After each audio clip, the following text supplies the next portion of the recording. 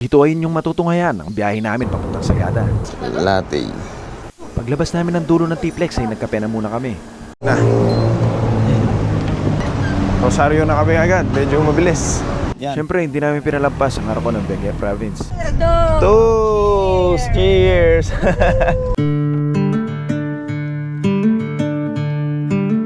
Tumuloy na kami sa biyahe paakyat hanggang marating namin ang Lion's Head. Ayos, nadaanan pa namin ng maliwanag yung Lion's Head. At siyempre, hindi mawawala yung mga bagong kaibigan sa daan. Isabela po, Isabela. Isabela. Pwede mong shoutout? Sige, shoutout ka sa... Shoutout Team TDB Isabela. Oo, gumagala na naman sa Baguio. Alright, yeah. TDB. Opo. Franklin Brothers, gabi-gabi lasing yan, bossing. Wow! Ayos. Ayos, oh. Nabigyan pa tayo ng sticker. Parang hindi kumpleto yung pagdaan namin sa Baguio kung hindi namin tinikman to. Tara, let's go. Una ako. Pakarga lang. And then, CR. Yan. Ayan, 17 degrees. Medyo malamig na. 7:19 p.m. Hindi, yan na yun. Anong tawag niyo dito? Red rice? Yan ang bulalo. Red kaya, no? Woo! That's it. Ayun na yun, oo nga no.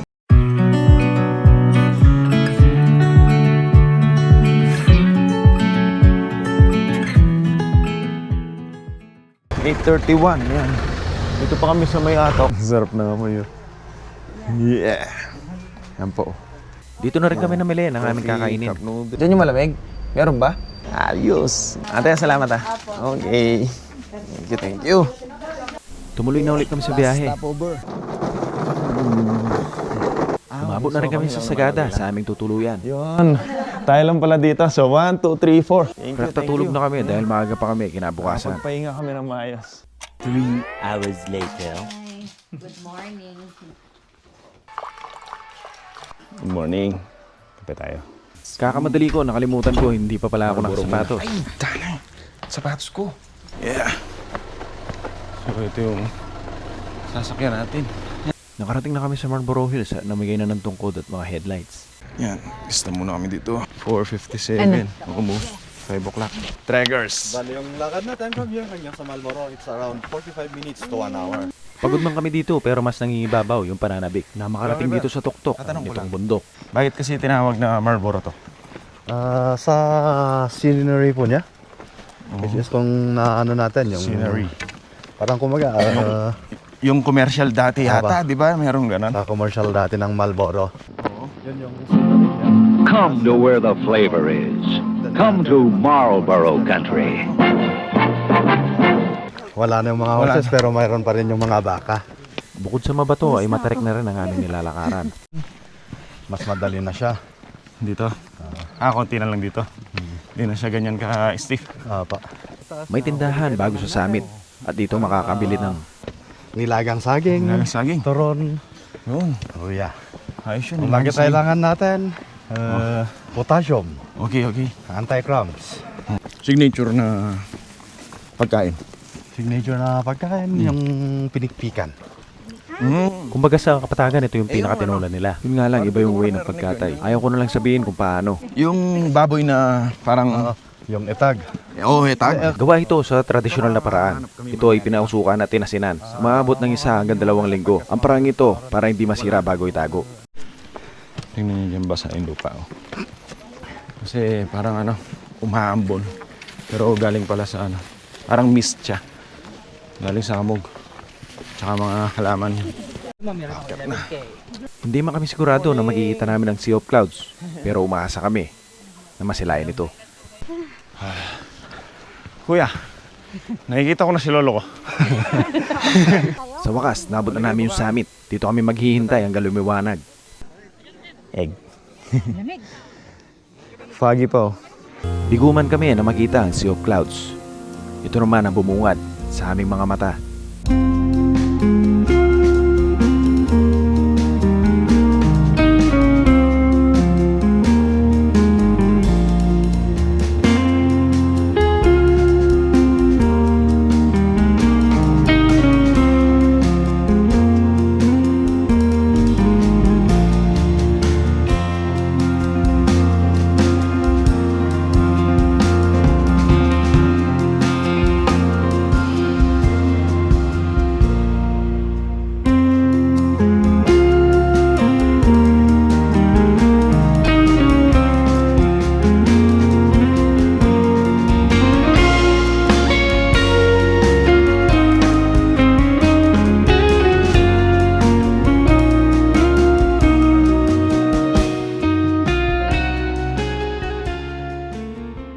Pagbaba namin, bitbit namin ang saya. Oh, na-connect niyo dun sa taso.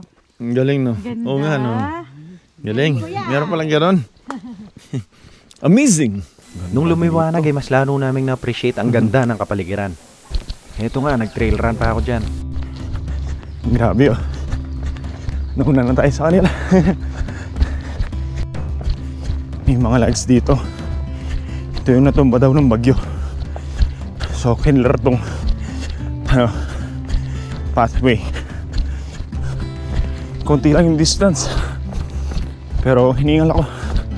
Ayos na din, di ba? Sa araw na hindi tayo nakatakbo. Kaya sinubukan ko to mag-trail run dito sa may Sagara, Marlboro. Woo! Malapit na lang. Yan. Ayun yung tindahan. Woo! Pakya to. Ayun yung kinukuha ni Kuya. Kuya, tingnan ko nga yung nakuha mo. Ayun. Ano kasing tawag dyan? Passion fruit na. Passion Talbos ng passion fruit. Oo, talbos ng passion fruit. Tingnan natin saan yung ano niya, daon niya. Ito. Ayun yung daon niya. Ayan, ito daw to. Masarap daw yan, parang ano, talbos ng ampalaya. Yan. Oo, yun. Hindi pa kami nag-breakfast, kaya napagkasunduan namin na bumalik muna sa aming tinutuluyan. Enjoy kayo? Dala pa din ng Yes! How is it? Enjoy? Pagod na. Yun. Sa amin ano? So yan, na yung food. Ano, sarap. Oh. Tapos yung pinikpikan. Alas pareho kami. Ito, breakfast meal ba? Lumakad na ulit kami, pagkatapos kumain, base sa susunod na aming itineraryo. Okay. Diyan kami nag-stay. Galing kami doon sa butika. Nag-take ako ng 2 Bonamin. Nahihilo ako, kulang sa tulog. Tapos biyahe na matagal. Yugyug sa sasakyan. Episcopal yan. Anglican Church. Almost ano siya, came from England, brought by the American people dito sa Sagada. Oo. Ngayon ay pinangalanan na tong St. Mary the Virgin. Yung Anglican Church, true form of King Henry VIII of England. Then gusto niyang mag-asawa ulit, hindi siya pinayagan ng mga pope. Yan yung time na humiwalay yung England sa Rome, gumawa ng sariling version ng church. Oo, ganun. So the difference dito sa Roman Catholic, nakakapag-asawa yung mga pare. Oo. And they are not, yung simbahan na to, it's not governed by the pope. Oo, ito. But in So, terms of mass, same basis lang din sa Oo, ganun din. RC. Ayaw nakatayo. World War World War II. Papa. Nasira siya during the World War. Papa. Then after the World War II, so na-built to, 1945. I-rebuild. Oh. Tinayo yung sawmill malapit sa may Bumodok Waterfall. So run by the water po siya. Kung saan nakuha yung mga ginamit sa church, hospital, and yung school na binil ng mga Americans pagdating nila. Then after na matapos yung mga buildings na ginagawa nila, kinonvert naman nila to produce electricity. Okay. So yun, ginamit pala para sa sawmills ba? Apa, para makaano sila mga lumbers to build yung hospital, church, and yung school. Yung wheel na yun. Yung pala yung story. Yan. So from the church, ay papunta naman kami sa hanging coffins. Yan. Hakit kami dito. Kuya, ano yung babayaran natin kasi dito? Cultural fee, Cultural fee and access fee. access fee. Yun. Dito, alam naman natin cemetery. Yung ano lang, yung pagkakaiba niya sa ibang cemetery. During November 1, instant na kandila lang kasi yung tinitirik namin, ano. May bawat puntod, may kanyang sariling bonfire, kumbaga. Which is nung inintroduce kasi ng mga Americans yung ganitong cemetery, wala pang kandila dito. Yung pinakausong ano nila is yung mga kahoy. So yun yung parang naging kandila and parang naging traditions na namin na ginagawa up until now. So pag din dito, madadaanan natin, mapapansin yung mga uling-uling sa tabi ng mga coffins. Hindi sa iba po, sa tabi nila. Sa lupa. Private wala kami binabayaran. area pala Not like to. sa other cemetery na kailangan mong i-rent siya or bilhin yung lupa. Dito, pinayagan silang maglibing for free. Meron pang ano doon? World War II veteran, no? Tomb. So, nung World War II pa, yung mga nakalibing dito. Yung mga iba, Yung World War II Tomb veterans is ano po siya, tinayo siya to commemorate yung mga veteran warriors natin. Hindi siya mass grave. Kumbaga, tinayo siya para sa mga families na, lalo na yung mga hindi na uwi yung mga bangkay sa kanilang mga lugar. Oh. So, kumbaga, dyan sila magtitirik. Kumbaga, dito, mapapansin natin, pre-American, no? Oh. Mga tombstone, karaniwan yung mga ano. So, karaniwan yung hinukay yung lupa. But then sa ngayon, Pang-American nga yung mas ganun. madaling makagat ng mga kagamitan, nakakagawa ng mga ganyang nitso. And if you're familiar sa 44 natin, bali dito, may isang nakalibing sa 44, yan po siya. Oh. Ay, itong naka-Amerikana? Tama. Ito pala, isa sa mga sa 44. PO3 Noel O Golokan. Ano? Sinadya kong idokumento ang mga mahalagang bagay na nakaukit sa kasaysayan ng Pilipinas. Snappy salute sa iyo, sir. Rest in peace.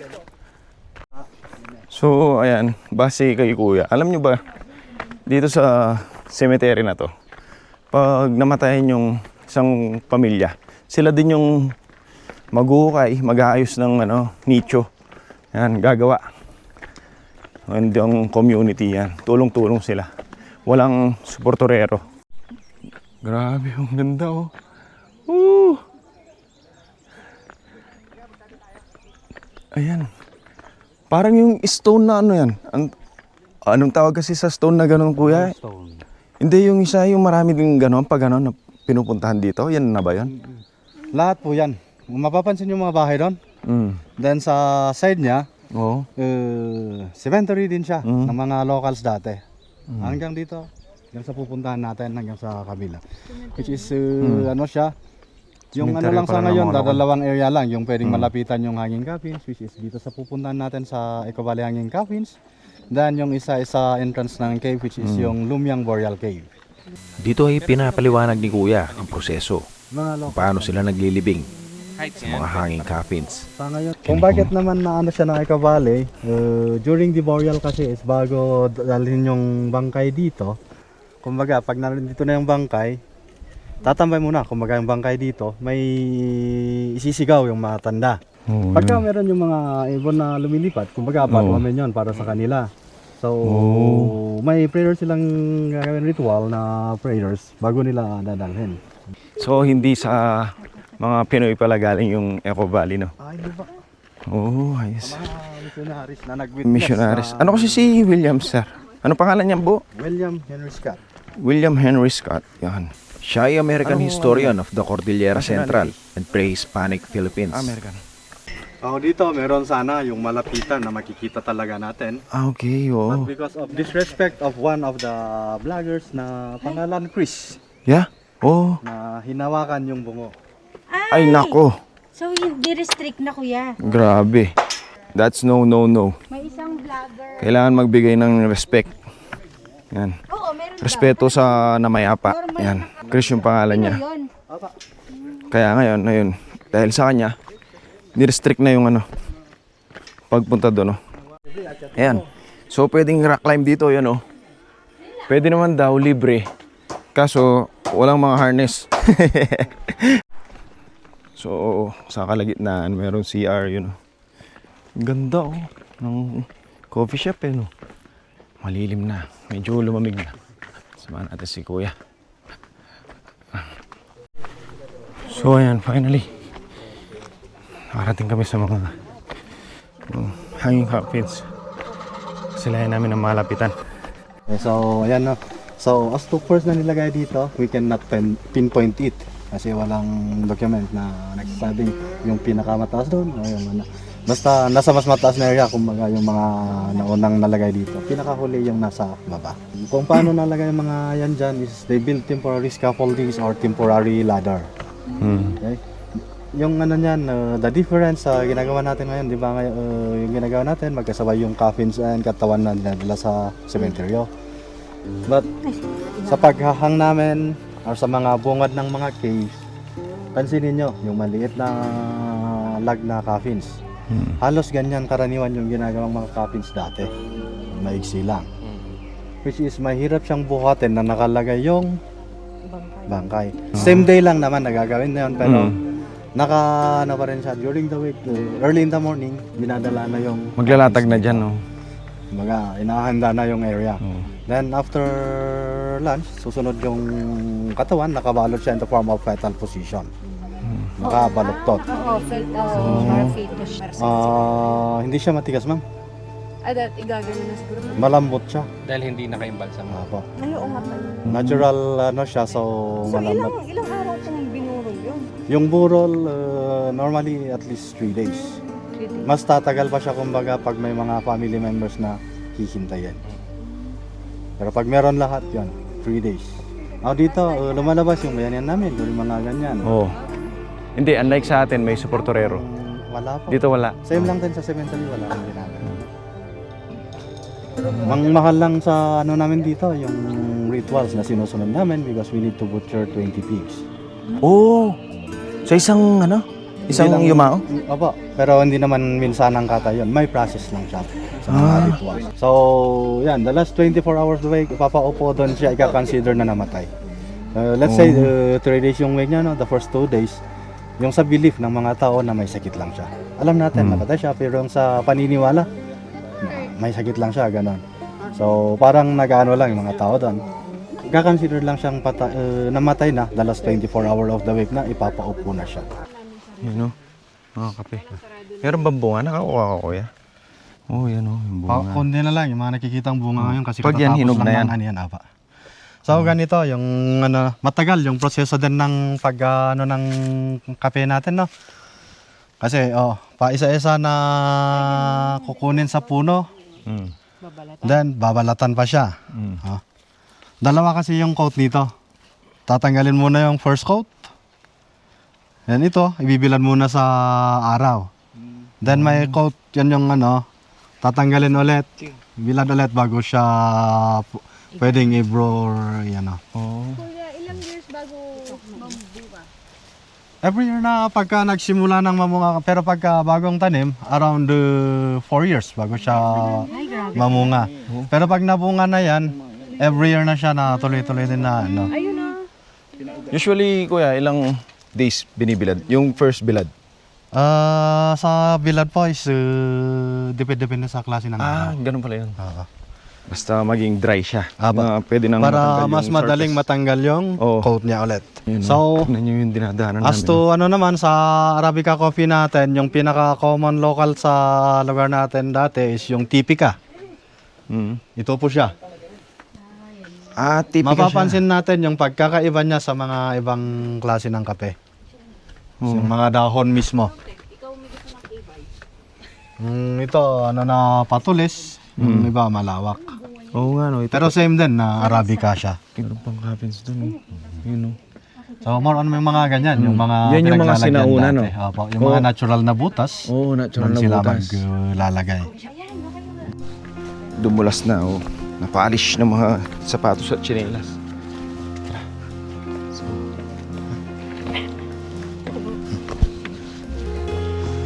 lalim. May paakyat din pala yata dito. Rocky road naman dito. Yeah.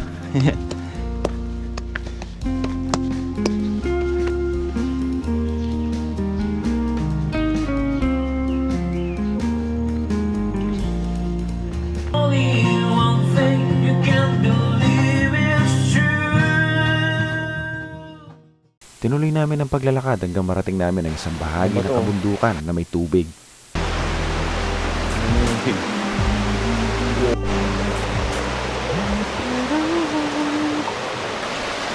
Dito, umaagos yung tubig. Punta doon sa loob.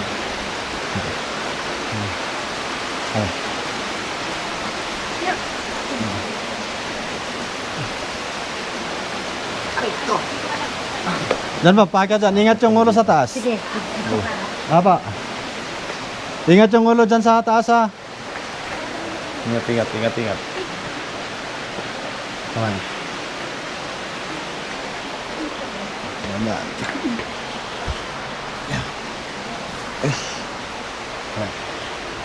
Sige, kuya. Ingat yung ulo. Yes. Sige, kuya. Kamay. Ingat yung ulo. Ulo dito, sir.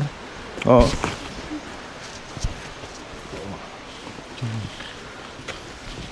Medyo, ano lang, kailangan mong yumuko kasi ang dami galing.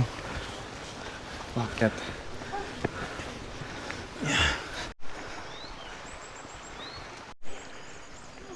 So dito magkakaroon kami ng ano, river crossing.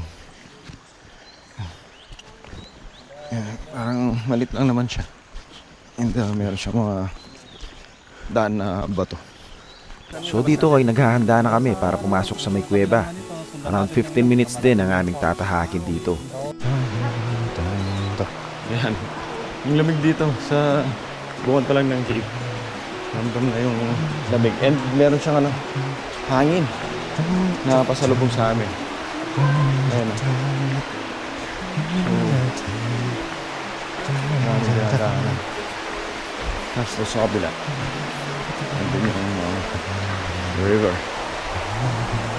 Yung tubig na umaagos galing dun sa may falls. Ingat kayo.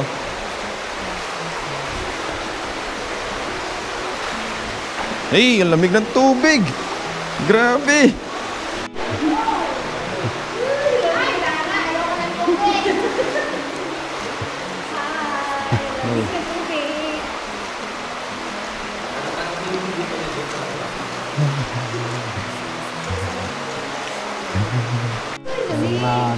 Ayan, another river crossing. Wow. Bawal dito kasi malakas yung agos ng tubig. Oh, ang ganda naman. Ano yan? Stalactite, no kuya? Stalactite yan, di ba? Stalactite Pababa. kasi Oo, pababa. pababa. Stalactite. Oh, picture. Pwede? Dyan. So dito, yan oh. Kung nakikita nyo may lumilipad-lipad. Yan yung mga balin sa sayaw. Balin sa sayaw? Nakakamanhid ng paka. Ang lamig. Dito banda, nakikita na namin yung parang may lagusan. Malapit na. Ah, yun na daw. Liwanag na doon. Ulo ulit dito. Careful lang ah. Dahil ang dulas. Oh. Ulo. Ulo.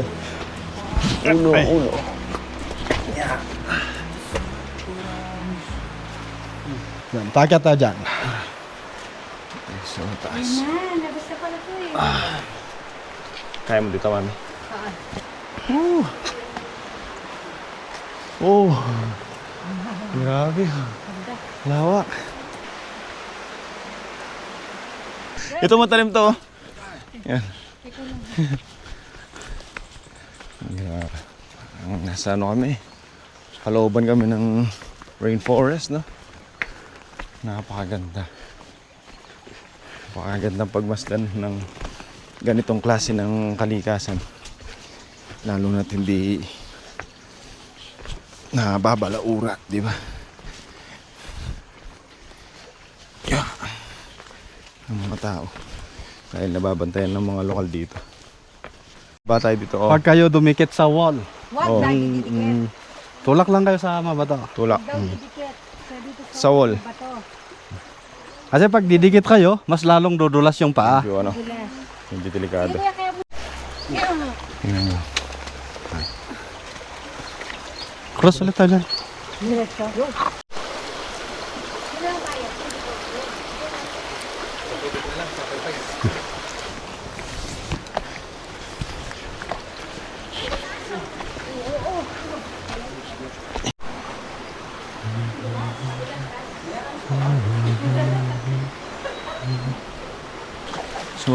Bali, ilang minutes na tayo? 35 minutes na kami. Naglalakad. Pero halos ganito. Tapos akyat sa baba sa gilid.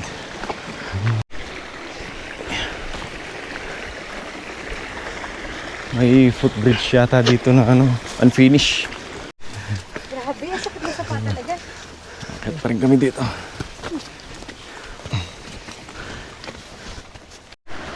Okay na yung dinadaan namin. Ayun ako yun. Medyo Wala nakikita pa. ko na yung mga pine trees sa itaas. Pagkati may bahay na doon.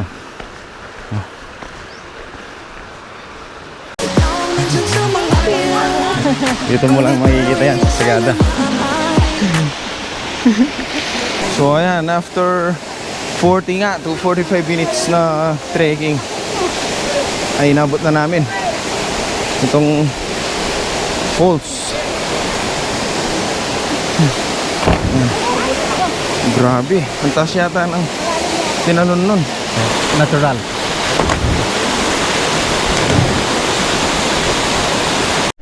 So ayan, after ilang minutes na tambay namin doon sa falls, ayun lang dito. Hintay na yung aming service.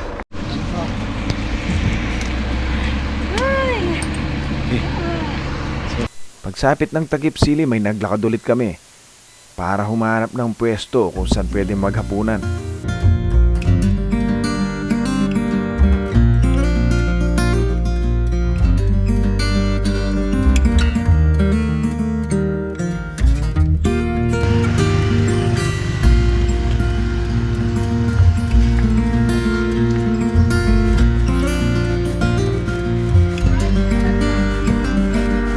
Dito yung kanilang mga homestay.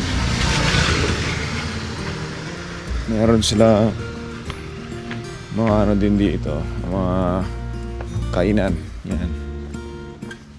So kung hinahanap yun yung mga fast food, usually sa Patagan, like Jollibee and McDo, walang ganun dito. Meron din mga bilihan dito. Convenience store. Tapos dito yung Pinikpikan House. Maaba kami dito. Ito yung one of their special delicacies here in Sagada. Yan, Pinikpikan. Tingnan natin. Ano? Wala? Sa bistro wala. Yan, so napagkasunduan ng mga kasama ko. Dito kami. Sagada Bistro. Dito yung last dinner namin.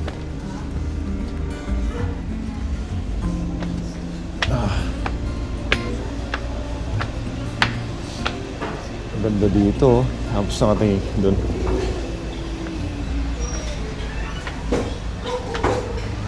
Old pork. Pork sinigang 300. So, order na. Ito na yung ano namin. Food. Gusto mo yan? Yan, 6 na siya. Yung tabang sa 6 na. Tara kain.